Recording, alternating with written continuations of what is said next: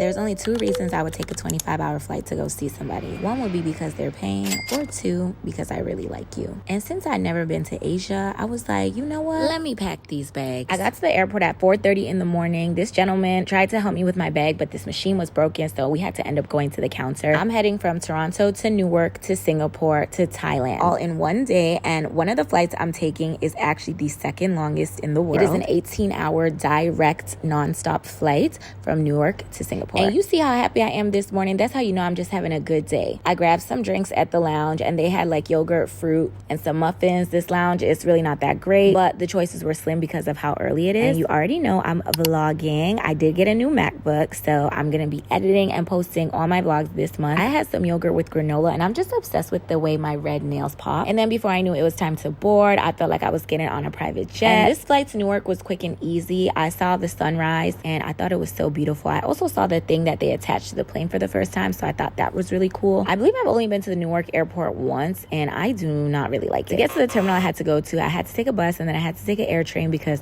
the shuttle wasn't running to my terminal. It was just a lot, and thank goodness my layover was 2 hours, because if it was like 30 minutes, I wouldn't have made it. Now for the most exciting part, I'm flying with Singapore Airlines, and because the flight is so long, they only offer business or premium economy. I opted for business class because nice girls deserve nice things.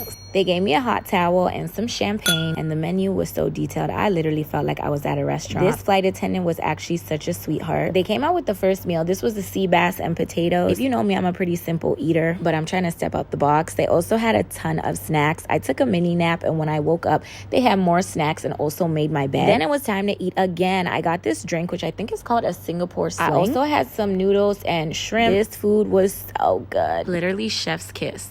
I edited some content and watched the Cinderella story. Then I went in the bathroom, brushed my teeth for the night. This bathroom actually had everything you needed. And after I woke up, I did some skincare, so I was super glowy. And 18 hours later, we landed in Singapore. This flight actually did feel very long, I won't even lie.